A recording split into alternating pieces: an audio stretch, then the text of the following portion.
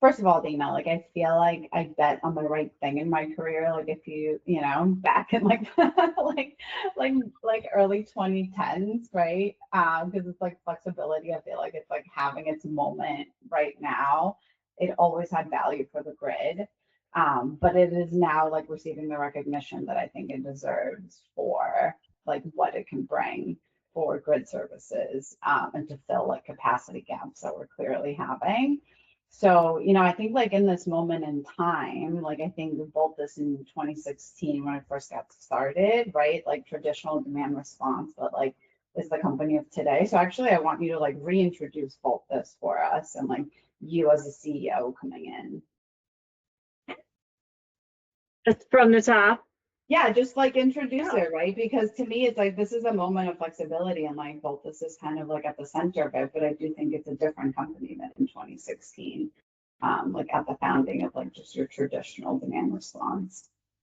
I mean, I think we probably saw the same thing you did, which was distributed capacity and flexible capacity was going to be the way to build the modern grid. It's the fastest, cheapest, cleanest. It puts money back into consumers' pockets and businesses. And so we've known each other a really long time. I've been in the industry almost 20 years. And I think what used to be more kind of fringe is now just really critical. The way that we can build out the modern grid needs to be investment in distributed, needs to be investment in flex. Grid utilization is a very popular term right now, but I think it just means that we're going to get more use out of the things we've already built, which feels very, very obvious in other industries, right? But for some reason in the power sector, it's not always the first thing that people gravitate towards. They gravitate towards new steel in the ground, which we also need. But the way we approach the market is how can we unlock more capacity really quickly by using what we already have in our existing infrastructure. And so speed to power is also something that's really, really front of everyone's mind right now. And so when we look at how quickly we can bring a megawatt online, on average, we do it in roughly 5 months.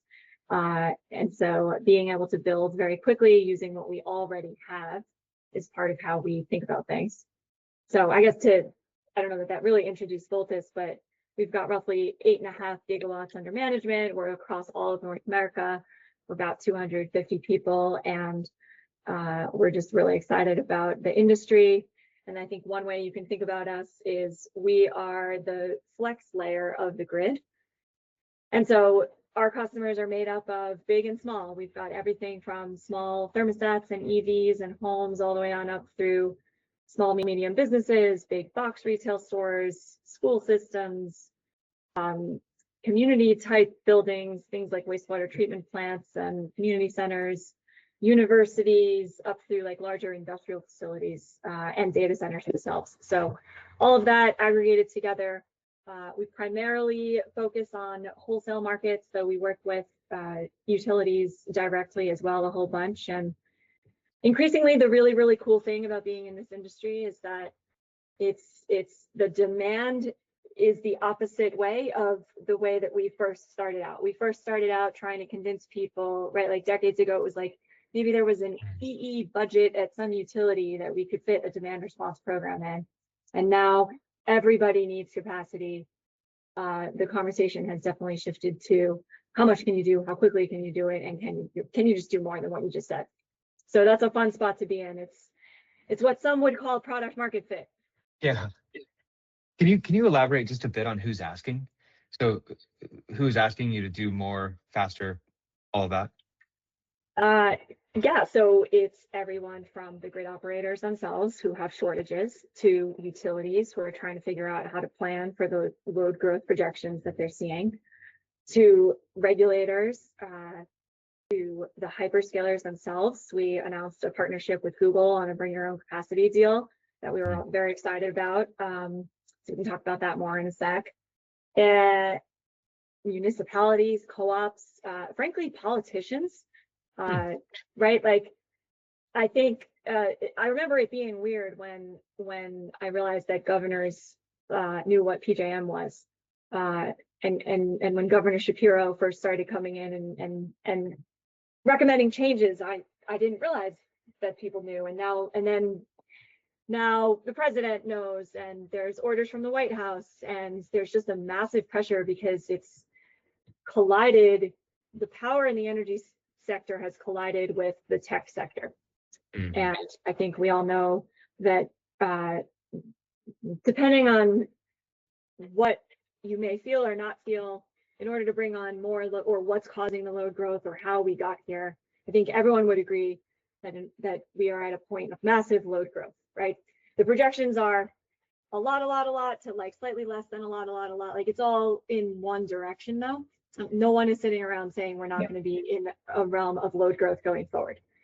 And a lot of the driver of that is data centers, and a lot of them, like our deal with Google, they are trying to do it responsibly. And there's a lot of attention on that because very quickly distributed capacity can be the unlock to all of this AI economy and economic growth. And so I think that's why I said like even politicians, because when you think about the overall economy of America, it very quickly becomes entwined with the power situation that we have. And that applies also to industrial load growth and manufacturing and electrification of anything, including like the EV fleet. So it's all of those things. Yeah, let's double click on that collision with the tech sector, right? And I think, you know, you brought this like model to market, bring your own capacity. Like, how does that fundamentally change like your business model actually, as you kind of have this like new sort of buyer, I would say, in the market that hasn't traditionally been there? First, just on before we go to that, just on the intersection of the two, because we've always been both a tech company and an energy company, and I think it used to be that we would watch successful energy companies become more and more tech oriented, and now I think what I'm observing is the successful tech companies are becoming more and more energy oriented, and so you have Google Energy like as an entity, or Atom Energy as an entity. Like you have these businesses creating energy units and really now deeply understanding the importance of electricity and energy and power to the growth of the tech economy. So that's, I think, what I meant by the collision. And so some of us in the power world are like, yeah, we know. But it's just become so acute, the capacity crunch. And so the acute capacity crunch caused us a couple of years ago to really start thinking about like, okay, well, if this is happening, and if power capacity is how businesses are going to grow their business in the tech space, then why should they not be buying power capacity directly? And of course there were renewable PPAs and things like that. And so to us, it just didn't seem that far off that they would also be purchasing VPPs. We would talk to renewable developers about purchasing VPPs. It's really just another form of bringing supply online. And so we started thinking about that a long time ago, and part of what it does for our business is it really opens up markets. So if you really think about it through the lens of the customer, which is how we always try to think, the lens of the customer is if you can know your pricing in advance, and if you can have it known for a longer term length, that's really great certainty to the customer. And then if in doing so, there's this community story now with the tech, with the data centers too. If a data center is going to come to your community, we definitely, I think everybody agrees, we don't want them, or any large load, we don't want large loads we don't want prices going up and up and up and up for your average consumer. And so part of the story of how to do this responsibly is creating also, not just let's not do harm and let's not raise rates, but let's also do good and see if when we come to the community and add a large load, we can reinvest in the community itself and offer new revenue streams, things like being part of a VPP. So that led us to the work that we announced with Google, because they see things the same way on that front. Yeah, I mean, that's super interesting. I want to double click on like the energy business model side of it, right? And like the optimization and the wholesale market, as they're thinking about, like, to me, it would make sense that they would bucket in kind of the portfolio that you're bringing to market of megawatts with their own kind of whatever flexibility they have with backup generation and storage and demand response and compute power, right? So like, I'm just curious on like that interplay with fuel, and if it's something you can talk about, actually, like if you can't, then we can mix it. No, I mean, I can't like speak directly on anyone's behalf, but I think you can look at all of the projects that Google has announced. Just in particular, they're leading on partnering with all sorts of different types of businesses and geothermal and long duration storage, and also doing things on their own and flexing their own compute. And so I just think we're going to see more and more of that. Obviously can't comment on like any specific portfolio strategy, but I think if you're just reading the news and the announcements, others are, there's nuclear investments, and it's I think the view, I'll just say, let's see, I'm just pausing to be articulate on this, on the next point I want to make. Like for those of us that have been in the industry a while, I think it's a tremendous opportunity because we now have the largest companies in the world very, very focused on power investment and power decisions, and what types of technologies are going to be able to bring online load and accomplish our load growth while also accomplishing economic growth in a responsible way. And so the influx of both like attention and urgency and capital makes it a very, very exciting time to be in the industry. And I think in my opinion, is this will accelerate a lot of the work that we've all been doing. And we'll look back on this period and realize, like, I think Elsa, you said, like, this is the moment. Like a lot of people are saying this is our moment. So there's a lot of like, okay, well, what does that mean for our businesses? Is we gotta really lean in and do a lot of good work right now and make an impact. Yeah, and I think also like this is like it's a year of announcements also, and like it's interesting to me, like since the beginning of the year you announced a partnership with Octopus Energy, then came the announcement with Google, then came the acquisition of Brightfield. So like how does all of that make sense together? And I still feel like your biggest announcement is coming. Well, I can't tell you about the announcements to come other than we do have some things up our sleeve. Announcements are just a reflection of, I guess, the overall positive momentum. But the ones you mentioned, they do all fit together. So take the Google deal, for example. It was our initial phase. We announced a 100 megawatt 3-year deal. What me about that one is that it's like all new capacity, right? So I think that's actually key. It's like new customers, new capacity, new resources. Yeah, and clean. So that was another one of the requirements of that. And like, again, I think that's all important and part of the work we're doing. So it does all go together though, because if you think of the work that Voltus does most simply is building power supply, building capacity. We do that through distributed capacity. So that's our mission, right? That's what we're built to, we're purpose built to do that. So then how do we do that? And what new types of resources can we really unlock with these bring your own capacity constructs? And a lot of that are segments that have not really been fully unlocked before. So can we do more with residential? That was the partnership with Octopus. Can we do more with storage? Definitely we can do more with storage. We have 60% of the electricity usage in the country comes from commercial and industrial businesses. 1% of behind the meter, not just behind the meter, 1% of storage is commercial and industrial behind the meter. So there's like a chasm there where there's so much more market potential. And so we have a ton of commercial and industrial facilities that are on our platform. They're experiencing the pain, just like everybody else, of rising electricity prices. Energy storage costs are coming down. Acquiring Brightfield helps us bring those costs down further, and have a really great solution for what are now a bunch of raised hands from customers saying, seems like maybe a battery could help our pain. And we're like, yes. And then we're deploying more distributed capacity through batteries on site. And that is the answer to the original question, which is, how can you build more, sooner, faster, more? Can you do it here? Can you do it here, right? Because the other thing about distributed capacity is it can go to where the need is, more or less. And it can move faster without massive land permits and interconnection and things that you think of for like a utility scale project. Okay. So that's kind of how it all fits together in terms of just the broader strategy. Go ahead, Mark.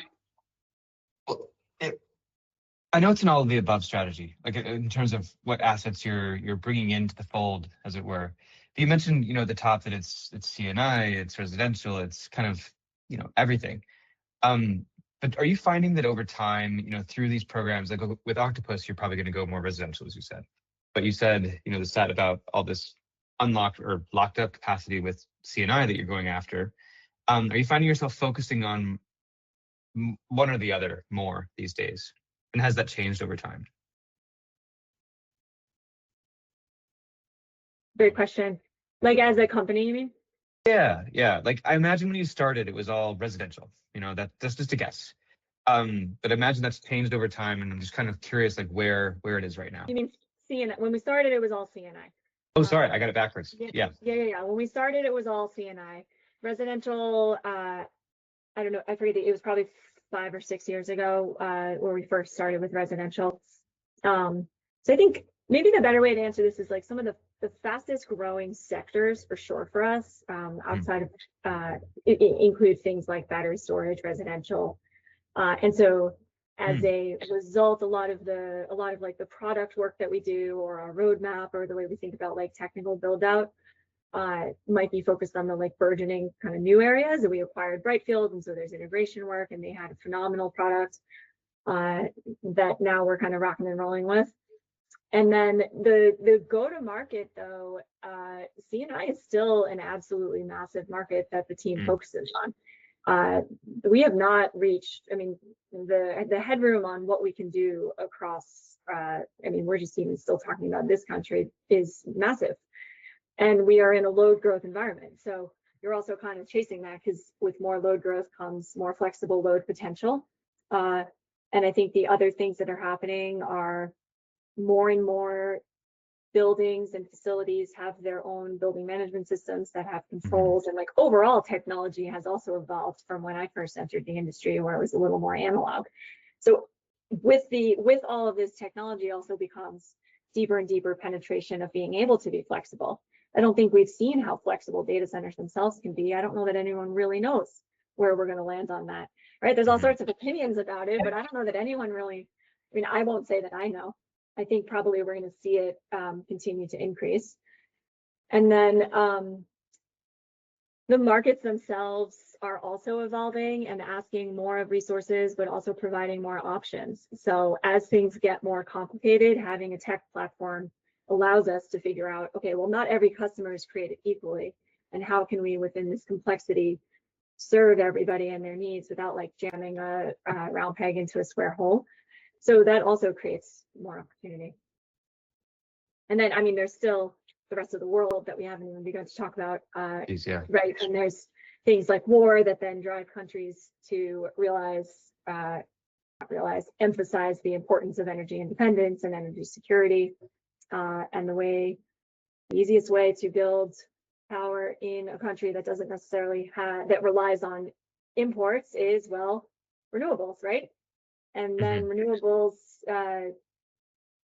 are inflexible in general, and then you need flex. So we actually started the company thinking capacity is table stakes for flexible resources. You need to be able to provide capacity, but at the end of the day, it's the delivery of energy and the delivery of ancillary services like reserves that are really where the value hits. Capacity is just a call option on energy. And so we built the platform really also focused on energy and reserves and the daily, everyday use of these things. People are surprised. Still, my most popular LinkedIn post after all these announcements, I went back and looked. By far, the most popular one was when we said we're dispatched every day last summer. We said, hey, did you know we're dispatched every day? When you posted it. Yeah. Yeah, and I didn't realize that so many people didn't realize that. And that's not because we're having more and more capacity emergencies, which we are, but they are not happening every day. What's happening every day is offering into markets because of economic reasons or local congestion and reserve products or backstopping wind or all of these other use cases. And so that was how we built up the platform. And I do think that we are in a capacity crunch, but what that also means is that the capacity is going to be used more. It's not like a glutton of supply out there. And so being able to provide that energy and reserves is not always spoken about when we're all talking about capacity, but that's like what we're doing. That is what we're doing day in and day out. And that's really what we meant when we said, hey, did you know we're dispatched every day? Taking that back through the customer lens, that means more value for customers. And we find that when customers work with us, they tend to increase either the volume or the amount. Volume is amount. They tend, we'll edit that out. When customers work with us, they tend to either add programs or add volume or add facilities because they'll figure out over time it's more valuable. It's like nurturing and growing the relationship with the customer, right? As like you become a trusted partner. The other, I actually want to talk about the capacity piece because I don't think that's one that gets enough attention, right? Because yes, we talk about capacity, but are we talking about generation capacity, distribution capacity, transmission capacity, right? And like how you're able to support one and or all three of those, I think is like very critical, like table stakes as we're talking about flexibility and like giving grid operators the confidence, right, that this capacity will show up when you need it in the right location. Yeah, well, last week was super fun because we had PJM dispatches for emergency across the whole RTO. We were able to we have real-time telemetry on our facilities, so we were able to show that we overperformed in that for all the days. And so the more that and I believe the whole industry did. And I think that that's actually a really important point because the more that the whole industry is showing up and delivering, just my math, looking at the forecast versus the actual, something like 6 gigawatts of response on days like last week is really, really impactful. And then people build trust and that kind of stuff takes time. And I think as an industry, we've been doing that really well. So that example, the broad PJM emergency example is of course one of like broad generation capacity. But when you have distributed resources kind of smeared all over a geographical area, they're also naturally suited to help with transmission constraints and distribution constraints, to your point. And so a lot of what we do and a lot of why like we'll work with a customer and then they'll be able to participate in more and more programs is working with the local utilities or the local transmission distribution operators to also provide local congestion relief. New York does this really well. They always have, where there's the New York ISO level program, and then Con Edison, for example, will have a distribution load relief program that's focused on 10 city blocks of a very specific congestion zone at the distribution level, or they'll have more of a like citywide New York focused commercial program. And all three of those are able to interact, and part of what we'll do for customers is figure out how to like stitch it together. Well, the cool thing about the New York programs is like the peak for NISO doesn't match with the peak for Con Ed. So actually it's like a lot more value for customers. Right. And one of the most lucrative programs that ever existed for a while there was the Brooklyn Queens Demand Management Program, which was solving, it's like another word for it is a non-wired alternative, right? That is what it is when you have a substation that is stressed out, for lack of a better word, you can upgrade the substation, and no matter what, that takes some amount of time. And maybe you do, and maybe you don't need to do that based on how much flex capacity you can have in that area. So we're also, to go back to the question of who's asking for more, sometimes we'll take questions, where we'll have a footprint in a given wholesale market. That also means we have a footprint in whatever the more local distribution areas are. And so are we fully taking advantage of those resources at the distribution level?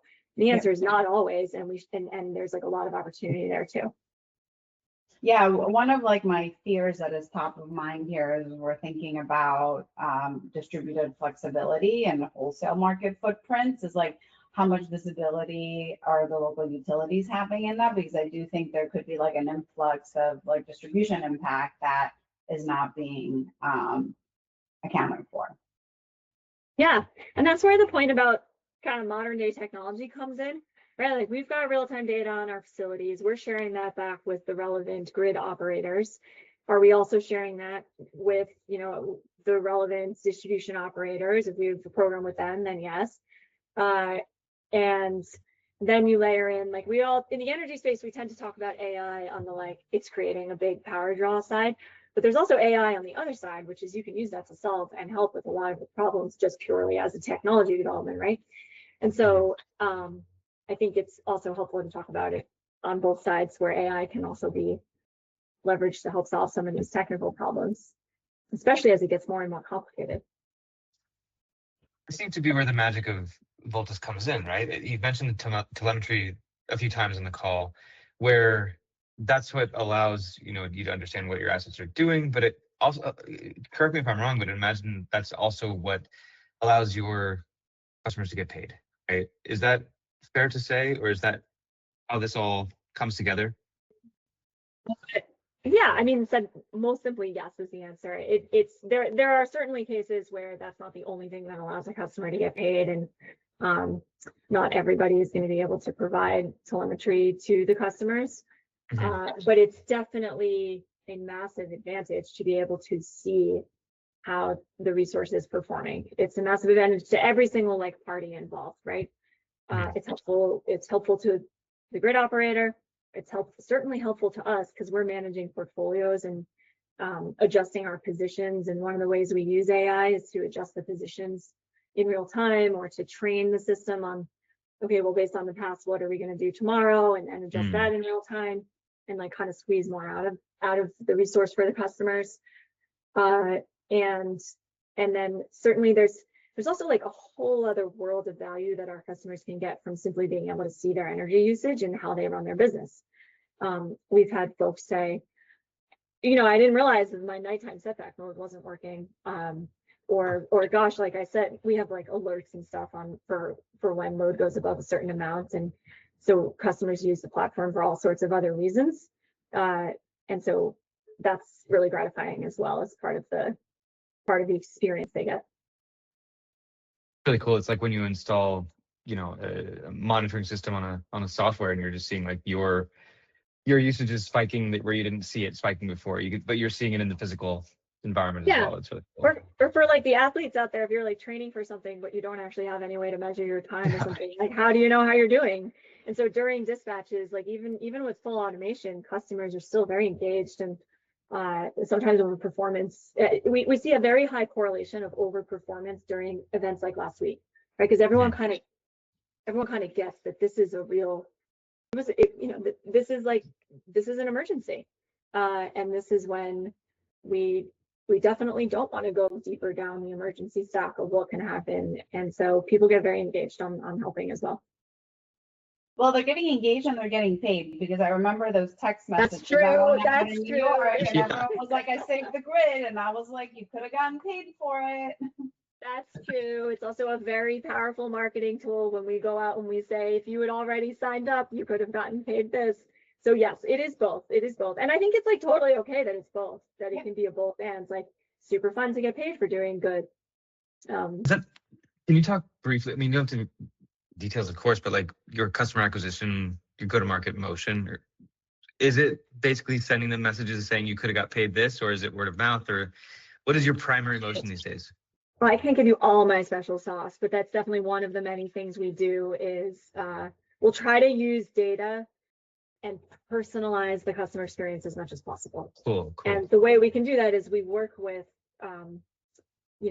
Taylor Industries peers, right, just to make up your company. And we'll know exactly kind of what a company like you might be able to make, or how you might. We have folks trained on your industry sector. And so when we do that outreach, we'll try to personalize it as much as possible. Sometimes we can, get their data in advance and then show them this is what it would really look like here in the platform. And certainly the like what if like backcast, we'll call it like a FOMO campaign. What could have been if you had already been part of this can certainly work.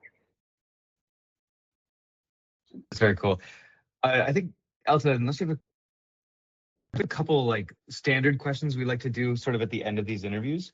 Sure. Elsa, do you have any others before we go there? Like yeah, please. Sorry, this is like a technical question. We might have to edit this a little bit more, but like, since we're talking about PJM, you all are very active on like, you know, shaping what that market is going to look like. And I know on like the data sharing piece, like with utilities and also like, you know, impacting kind of measurement and verification and the payout of folks providing flexibility. So if you can just talk a little bit about that and like your activity and essentially just like helping make the market better, right, for everybody.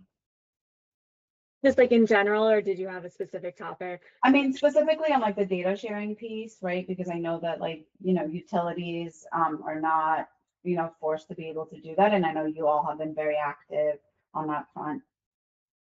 Yeah, so I'll start in general and then I'll go to that specific on the data access. So in general, we try to use the fact that we're like on the ground, on the front line, so to speak, really experiencing like where the friction points are, to then bring that to where we'll see that misaligned with what, in this case, PJM or really any grid operator is saying that they're trying to do. And so if those two things are misaligned, that's usually like a good policy advocacy point. Because if it's like, if you're saying that you want this, but then I'm seeing a thing because I'm out in the market that's actually like contrary to what you're trying to do, then that's just a unified goal with a problem to solve because it's in between here and the goal. So we try to look for stuff like that, and we try to represent our customers as best as we can. And then we have North Star principles that we abide by, and one of them is always delivering on our commitment to grid operators, because for a million reasons that is important. And one of them is because it's really hard to do advocacy if you're not coming from a place of like trust and delivering on your commitments. So that's like the overarching philosophy. Specific to data access, and this is really a residential concern because we install our technology at commercial and industrial facilities. But for residential customers, a lot of smart meters were deployed, and not all of them, for various reasons, have access to it. And so we're really not trying to pass judgment on like why that's true or try to override anyone's like security concerns or anything like that. But what we find is if a customer wants the access to their data, it's sometimes really darn hard. And so it should be easier for them. On top of which, even if you were to accept that world where they don't have access to the data, there are ways that they could still participate. And there are ways where markets have adopted things like statistical sampling, where if you have enough, and it's just population mapping, if you have enough N of a population and then you have some information on some of it, can you extrapolate? And so where that's already approved, like statistical sampling methodology, we try to guide people, and this was the topic in PJM, we try to guide folks towards, okay, so for the set of customers that can't access it, is there another way? Because what we're trying to solve here is bringing more capacity online. And what we're seeing is there's a lot of capacity over here that has these barriers. And so there's like a number of ways you can solve that. You can't ask a grid operator to solve for like state policy or for utility policy. And so that happens separately. And then if you accept that though, there are still other things you can do. And so that's kind of how we try to approach it. And we try to just like, again, use data to inform. So these are the things that our customers are trying to do. This is where they can't do it. Can we either fix that or can we find another way? Because I think we all agree that we want them to have generally access to markets. And so hopefully that helps. It's not to, you know, pick on any one faction of like what's going on. It's really just to say there's consumers out there that want access to these markets, and can we figure it out?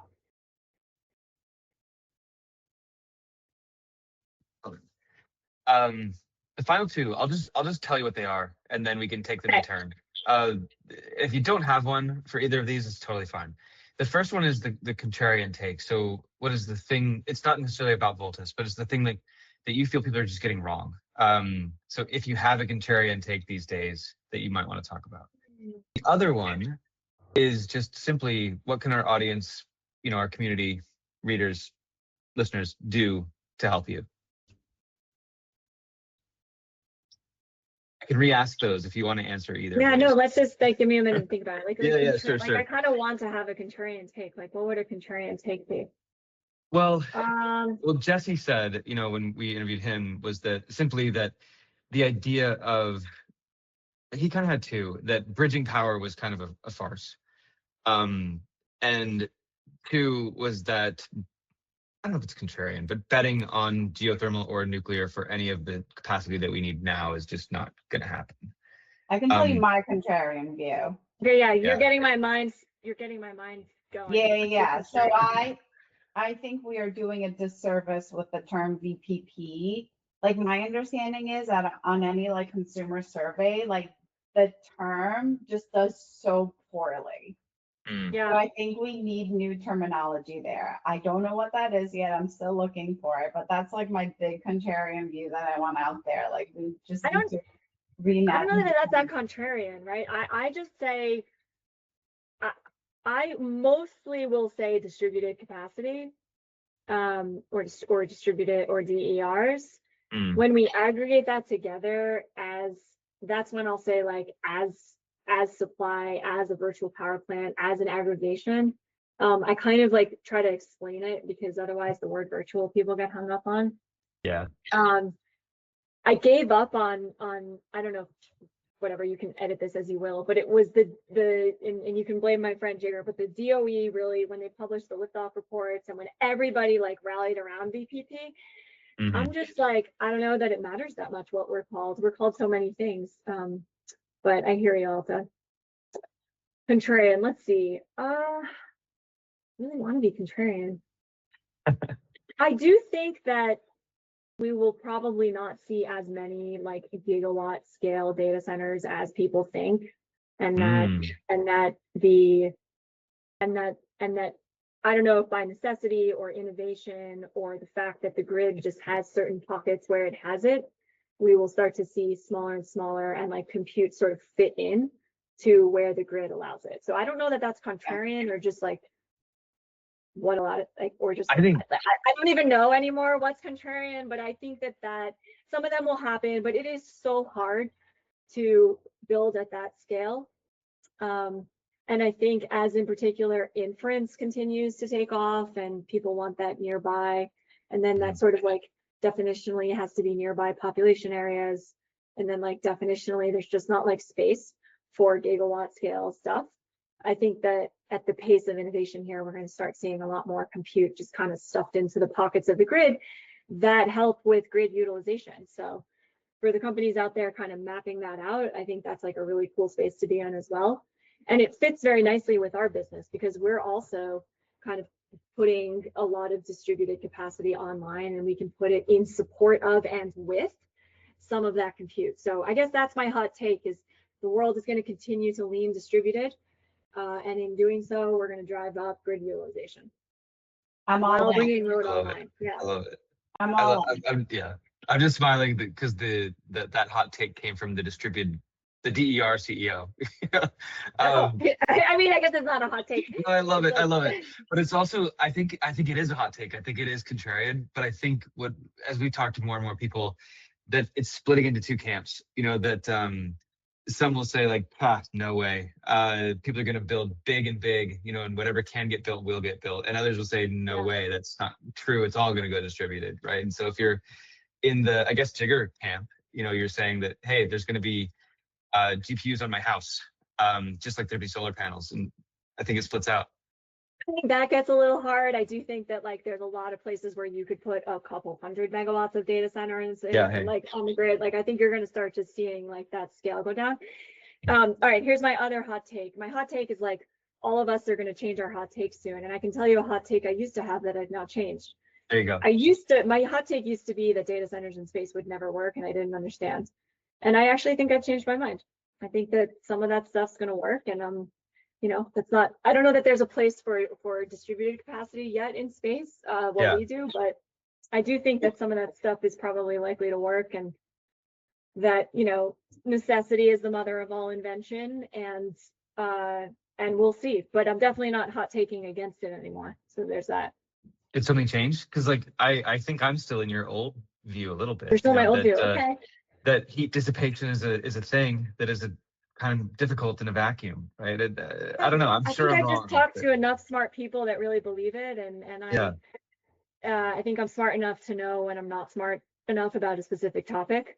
Fair play. And so when there's a lot of smart people thinking that something's going to happen, I kind of think like, okay, let's watch, let's see. I love it. So I've changed that hot take. And what was the other question you had? How can we help? What can our audience or readers, How can we community do to help you? what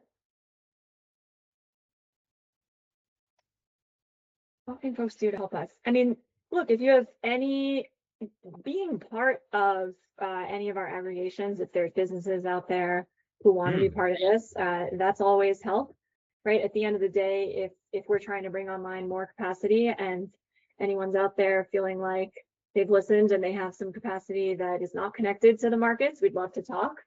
And I think just like generally propping up the whole industry, like I talk a lot about partnerships and it benefits us all when we all perform. It benefits us all when we team up on the policy side.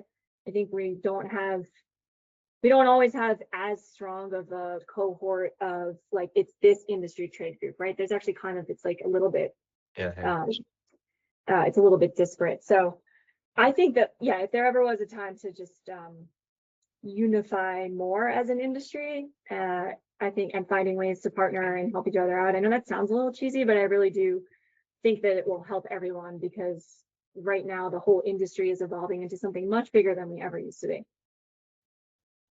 Love it. That's all. So any final questions, final thoughts? Yes, I actually am all in on the distributed thing because there's lower regulatory barriers than doing things at the transmission level. So like practically speaking, it is just a faster ramp. And if you're looking for like speed to power, I think it's just like foundational. It's so hard to build transmission. I Yeah. don't know how they do, like it shouldn't be so hard because transmission is another solution here. But it is very, very hard to do. So yeah, I think the distribution system is also going to have a moment because there's just like all the activity. Like I think like that's where it's taking place. Yeah. And lastly, I guess the other way that folks could help is we're about to be hiring more. And so check out our jobs page and reach out. Love it. Dana, thank you so much.